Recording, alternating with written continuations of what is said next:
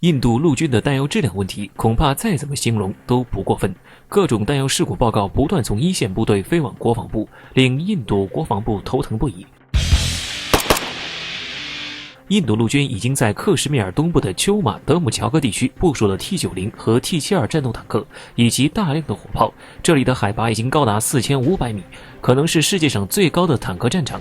但是，印度士兵所担心的可能不仅仅是其高度和来自邻国的威胁，更多的是弹药的质量。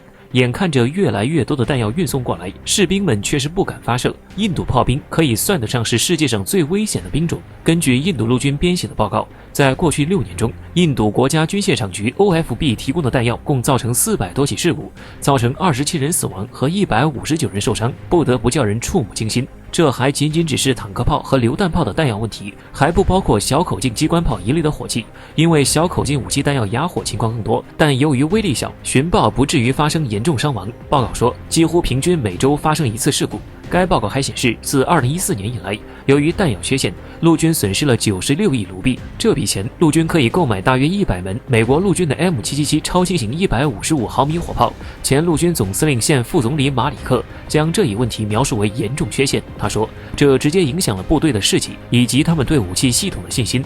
前线的士兵都在极力避免发射炮弹，不想灾祸发生在自己的身上。印度国家军械厂局 OFB 垄断了印度陆军的弹药生产，形成了一个庞大的利益集团。为了保住自己的饭碗， OFB 也是无所不用其极，因此 OFB 也是非常的强势。OFB 表示，只有2%的事故是由弹药错误造成的。OFB 认为，印度陆军将维护不善和火炮故障等问题笼统地归咎在了弹药问题上。OFB 还指出，在2011年至2018年期间，有超过125起事故是由从 OFB 以外的国内外来源采购的弹药引起的。OFB 官员表示，2013年决定每将弹药移交给陆军时，就对随机样品进行测试。他们说，测试表明，高达99.8%的样本没有任何问题，大多数事故是由训练失误、弹药过期和武器部件容所致。所以这些问题不应该仅仅由军械厂局承担。步兵总干事萨贾伊·库尔卡尼中将表示，由于 OFB 和陆军之间的信任不足，公司化是前进的唯一途径。OFB 员工工会反对这一举动，为了他们自己的利益和生存，他们甚至进行了大规模的罢工活动来抗议。